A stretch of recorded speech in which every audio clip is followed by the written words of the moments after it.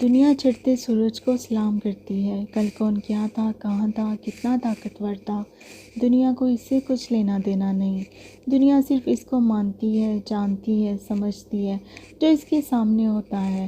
امریکہ جو گزشتہ کئی دہائیوں سے دنیا کی بڑی طاقت بن کر دنیا پر حکومت کر رہا تھا، جدید علوم، سائنس اور ٹیکنالوجی میں بے مثال ترقی اور دفاعی طور پر مضبوط امریکہ اپنے آپ کو ناقابل تسخیر سمجھ رہا تھا۔ پوری دنیا پر اس کا کنٹرول تھا۔ دنیا کی کوئی اور طاقت اس کے برابر نہ تھی۔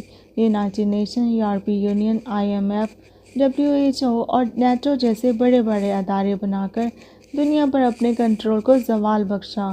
دنیا امریکہ کے اشاروں پر ناچتی تھی۔ اگر کوئی ملک اس کی بات سے انکار کرتا تو اس کے پاس صرف دو ہی راستے تھے، ایک امریکہ کی بات مانے یا تباہ ہونے کے لیے تیار ہو جائے۔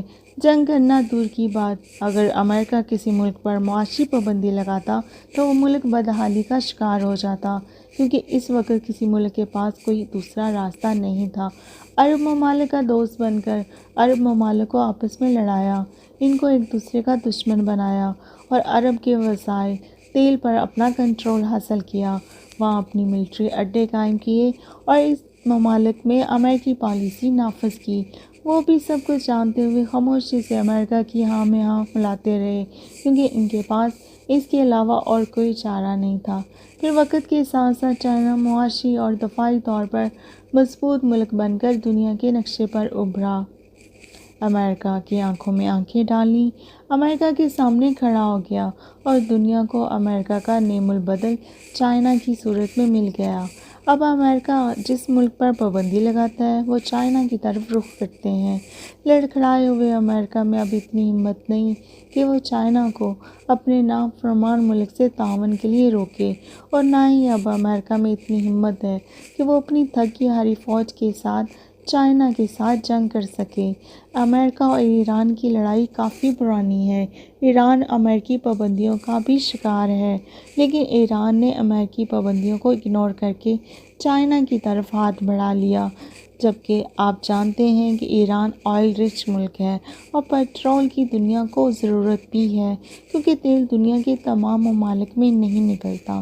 اب چائنا اور ایران نے 25 سالہ لانگ ٹرم معاہدہ کر لیا ہے، جس میں چائنا نہ صرف ایران سے تیل خریدے گا بلکہ چائنا اور ایران کے درمیان دفاعی تعاون کا بھی معاہدہ ہوا ہے، جس میں چائنا ایران کا اتحادی ہوگا عام دنوں میں بھی، اور اگر جنگی حالات پیدا ہوئے پھر بھی، اور چائنا ایران کو جدید ہتھیار بھی مہیا کرے گا۔ اس معاہدے سے امریکہ کے دو اتحادی دوست ملک انڈیا اور جاپان کو نقصان پہنچا ہے، کیونکہ امریکہ کی ایران پر پابندیوں کی وجہ سے انڈیا اور جاپان ایران سے تیل نہیں خرید سکتے اور نہ ہی ایران ان کو تیل بیچے گا۔ انڈیا کو ایران سے تیل خریدنے کا بہت فائدہ تھا، ایران قریبی ملک تھا اور ٹرانسپورٹ کا خرچہ بھی کم پڑتا تھا۔ اس سے چائنا کو نہ صرف سستا تیل ملے گا بلکہ دونوں ممالک کے درمیان ٹرین چلے گی، جس سے سفر کا دورانیہ کم ہوگا اور ایک دوسرے ممالک میں باہمی تعاون مزید فروغ پائے گا۔ یہاں پر امریکہ کی پالیسی بری طرح ناکام ہوئی ہے، کیونکہ امریکہ کی پابندیوں سے چائنا، جو امریکہ کا سب سے بڑا حریف ملک ہے، اس کو فائدہ پہنچا، ایران کو چائنا کی مدد ملی اور انڈیا اور جاپان کو نقصان پہنچا۔ اب بات کرتے ہیں روس، جو کہ سپر پاور ملک بھی رہا ہے۔ امریکہ اور روس کا جھگڑا بہت پرانا ہے اور اب حالات کو مد نظر رکھتے ہوئے امریکہ کو ایسی پالیسی بنانا چاہیے تھی جس سے چائنا اور روس میں دوریاں بڑھتیں، لیکن امریکہ نے روس پر پابندیاں لگا دیں اور چائنا اور روس ایک دوسرے کے قریب آ گئے۔ اب دونوں ممالک نیٹو کی طرح ایک جوائنٹ فورس بنانے جا رہے ہیں اور یہ فورس دنیا میں روس، چائنا اور اس کے تمام اتحادی ممالک کے مفاد کی محافظ بنے گی۔ یہاں پر امریکہ کی پالیسی بری طرح ناکام ہوئی ہے اور امریکہ کو ایسی پالیسی کی وجہ سے انڈیا، جو اس خطے میں امریکہ کا سب سے بڑا اتحادی ہے، وہ تنہا ہو رہا ہے۔ امریکہ نے انڈیا کے کندھے پر ہاتھ تو رکھا ہوا ہے، لیکن کندھے کے ساتھ کندھا ملا کر لڑنے کے لیے تیار نہیں۔ جیسے چائنا اور انڈیا کے درمیان جنگ چل رہی ہے، تو یہاں امریکہ انڈیا کی حفاظت کے لیے میدان میں فوج اتارنے سے مکمل انکاری ہے اور انڈیا صرف امریکہ کی تھپکی پر اپنے آپ کو رسک میں ڈال رہا ہے۔ اب بات کرتے ہیں میانمار کی۔ یہاں آنگ سان سو کی حکومت تھی۔ پچھلے مہینے فوج نے جمہوری حکومت کا تختہ پلٹ کر یہاں پہ ملٹری حکومت قائم کر دی، یعنی کہ فوج نے اپنا تسلط قائم کر لیا۔ امریکہ نے ملٹری حکومت کے ساتھ اچھے تعلقات قائم کرنے کی بجائے اس ملک پر سینکشن لگا دی، جس سے میانمار کو کوئی فرق نہیں پڑا۔ اس نے ایران اور روس کی طرح چائنا کی طرف اپنا ہاتھ بڑھا لیا۔ اس ملٹری حکومت کو چائنا کی پوری سپورٹ حاصل ہے اور امریکہ کے چیخنے چلانے کا اس پر کوئی اثر نہیں پڑا۔ انہوں نے امریکی احکامات کو ہوا میں اڑا دیا۔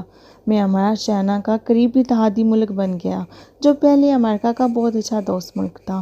یہ تھے وہ اقدامات جو امریکہ اپنے دشمن ملکوں کے خلاف اٹھا رہا ہے، اور یہ دشمن ملک امریکہ کے بہت بڑے حریف چائنا کے دوست بن رہے ہیں، چائنا کے بلاک میں شامل ہو رہے ہیں کہ دنیا میں جتنے زیادہ ملک چائنا بلاک میں شامل ہوں گے، چائنا اتنا ہی زیادہ طاقتور ملک بنے گا۔ لہٰذا امریکہ کو اپنی پالیسی پر نظر ثانی کرنی چاہیے، ورنہ یہ پالیسی امریکہ اور اس کے دوست ممالک کے لیے بہت خطرناک ثابت ہونے والی ہے۔